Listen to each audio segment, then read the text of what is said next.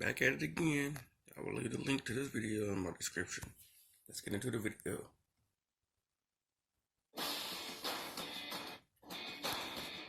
Two marquee warriors, arcade rivals since the 90s, now facing off for true superiority.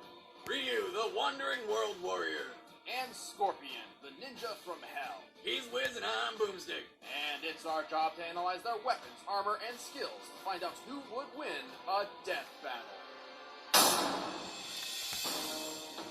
Endlessly walking the earth and improving his fighting skill is the life of Ryu, the Japanese martial artist without a home. But there's more to this karate hobo than meets the eye. After being dumped on a doorstep by his douchebag parents, he was adopted by the mysterious Goken. From that moment on, Ryu dedicated his life to martial arts. Probably on some sort of parental vengeance quest. He trained alongside his best friend and rival, Ken Masters. Goken taught them the Ansatsuken, or Assassin's Fist, fighting style. But the name is actually a bit misleading. While originally designed as a means to murder, Goken's personal take on the Ansatsuken is based around karate, kenpo, judo, and not killing people. Unlike the ways of his violent brother, Akuma, who ultimately would prove to be his undoing. Oh yeah, he can finger paint. Well, the Assassin's Fist sure isn't your average McDojo style, because Ryu's Shoryuken is an uppercut so powerful, it launches his victim sky high. The Hadouken uses a fighter's willpower to fire a blast of energy and destroy evil things, like waterfalls. And physics? And finally, the Tatsumaki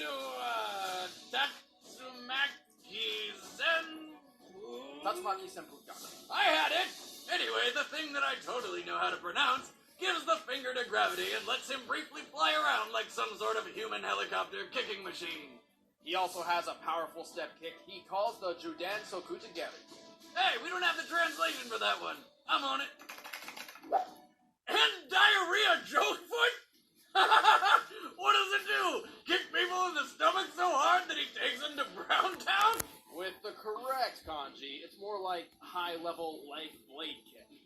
You know it's diarrhea kick forever in my mind now, right? At the age of 23, Ryu entered the first World Warrior tournament to test his skills. He swept through 9 powerful combatants before taking on the champion, Sagat. After a hard-fought battle, Sagat was set to take the win. Until he made the mistake of being a good sport. After beating the shit out of Ryu, Sagat offered him a helping hand up. Instead of taking it, Ryu gave him a surprise punch so hard, it ripped his chest open and nearly killed the guy. Dick move, Ryu. Dick move. This was Ryu's first taste of the dark power buried within him, the Satsui no Hada, literally the surge of murderous intent. Still not as good a name as the diarrhea joke foot. The Satsui no Hado gives Ryu incredible power, but at the expense of his humanity. He can tap a portion of this power to safely enhance his attacks. However, should his desire to win become so great he would even commit murder, the Satsui no Hado can overwhelm him and he will lose control, becoming Evil Ryu. Now we're talking! Evil Ryu has enormous power, to the point of being almost unstoppable. He can even blast a skyscraper to smithereens. He can teleport short distances, even passing through attacks along the way. More impressively, despite Goken never teaching him this, Evil Ryu can use the Ansatsuken's forbidden technique, the Shungoku Satsu, more commonly known as the Raging Demon.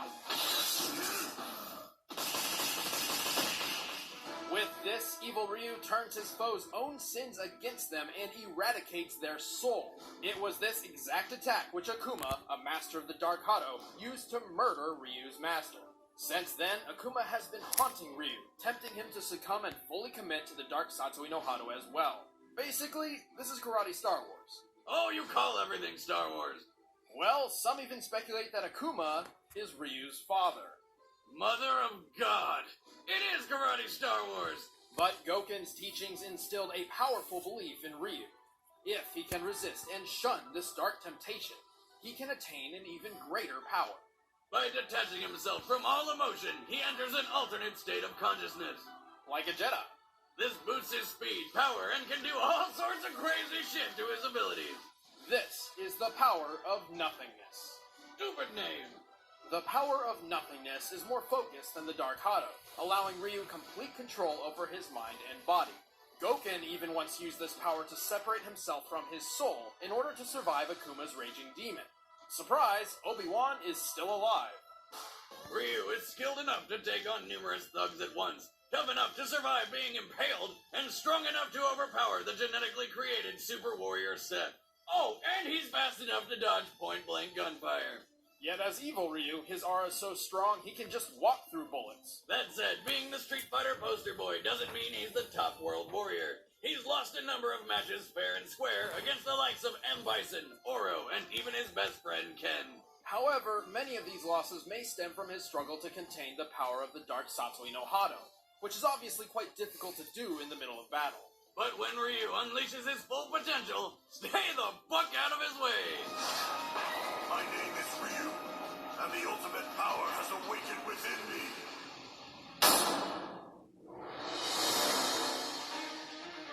From Earthrealm to Outworld, there were few who didn't fear the ruthless clan known as the Lin Kuei.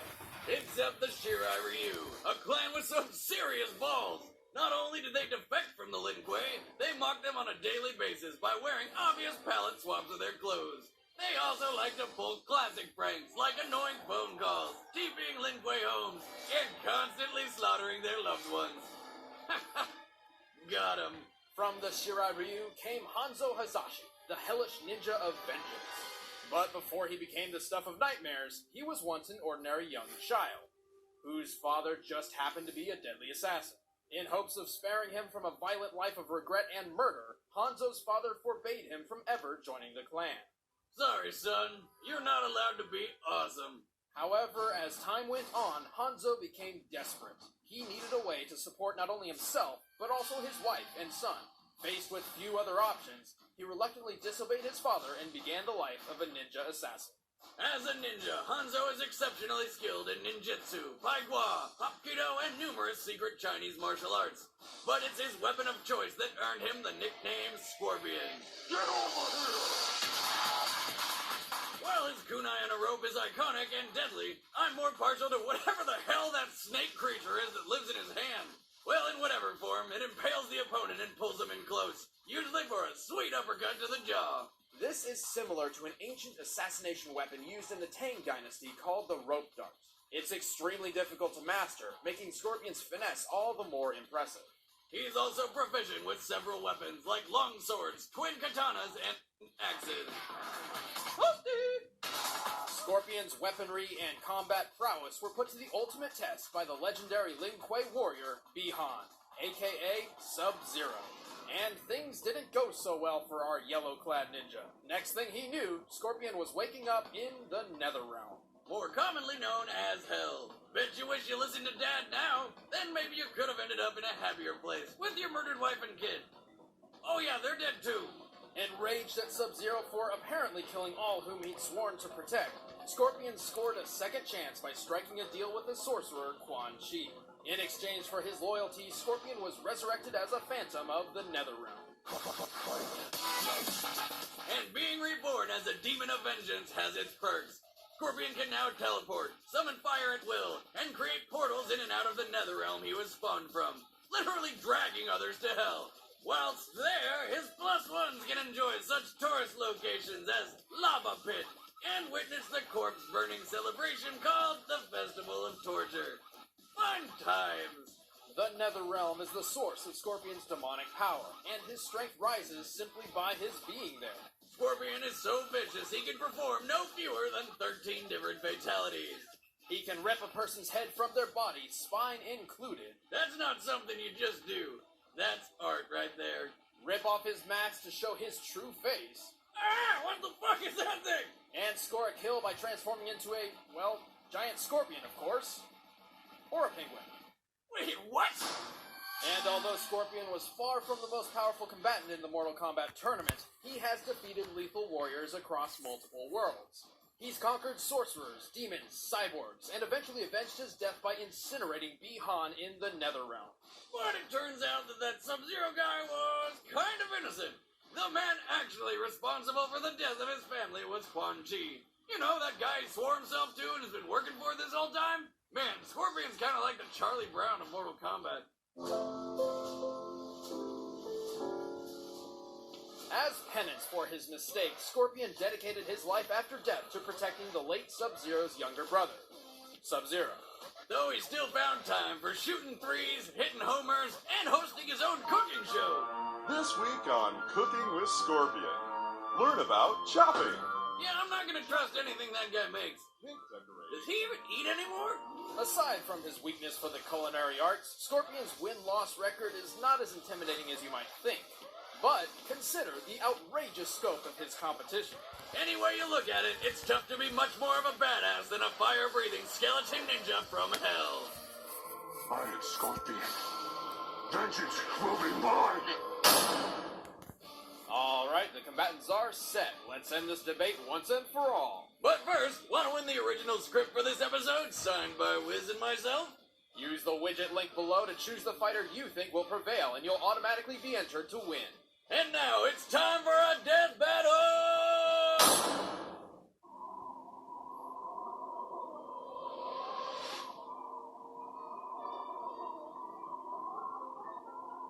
Get over here. Can't fool me. Come on. For it.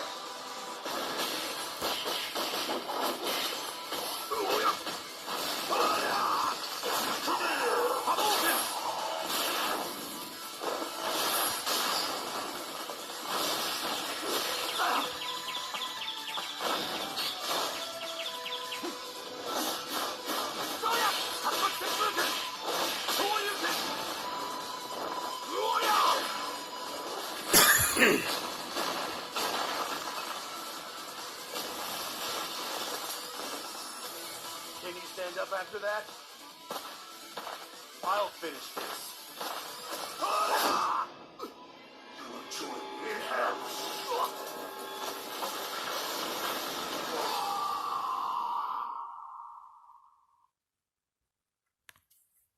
Come on.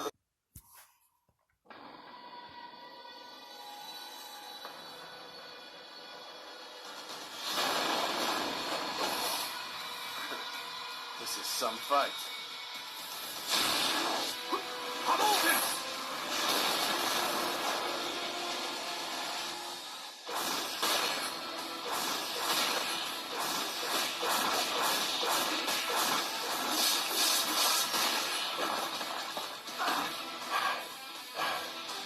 Neither of us have reached our full potential. Isn't that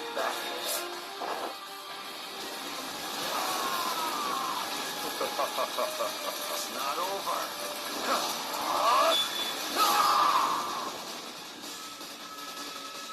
Surprised?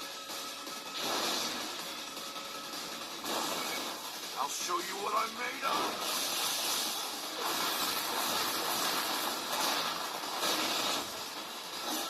Don't expect mercy.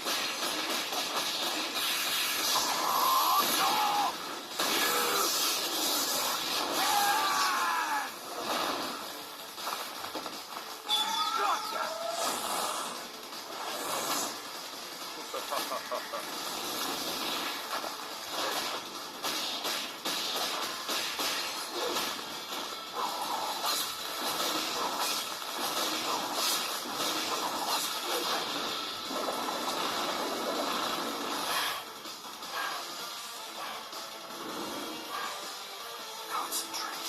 I will not succumb to evil.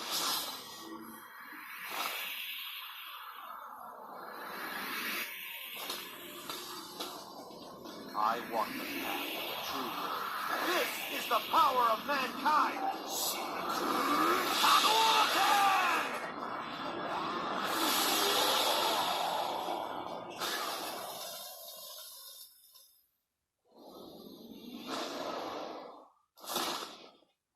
I walk a path with no end.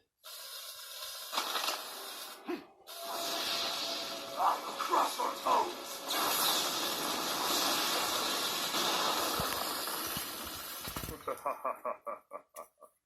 KO! I'm no chef, but that looks a bit overcooked. Ryu's Satsui no Hado and the Power of Nothingness were incredibly powerful, but raw power alone is not enough to destroy Scorpion. Yet Scorpion's advantage of already being dead didn't make this a cakewalk. In fact, Ryu had the perfect way to permanently end Scorpion, the soul-killing raging demon. But he can avoid the instant murder move thanks to his awesome ninja skills and teleportation. Not to mention Ryu has very little experience actually using the Raging Demon anyway. But most importantly, Scorpion's strength increases the longer he remains in the Netherrealm, with no defined limit. Once trapped in hell with Scorpion, Ryu stood little chance in the long run. Zero chance if Scorpion just up and teleported him into a pool of lava, which he could totally do. Scorpion was just too hot to handle. The winner is Scorpion.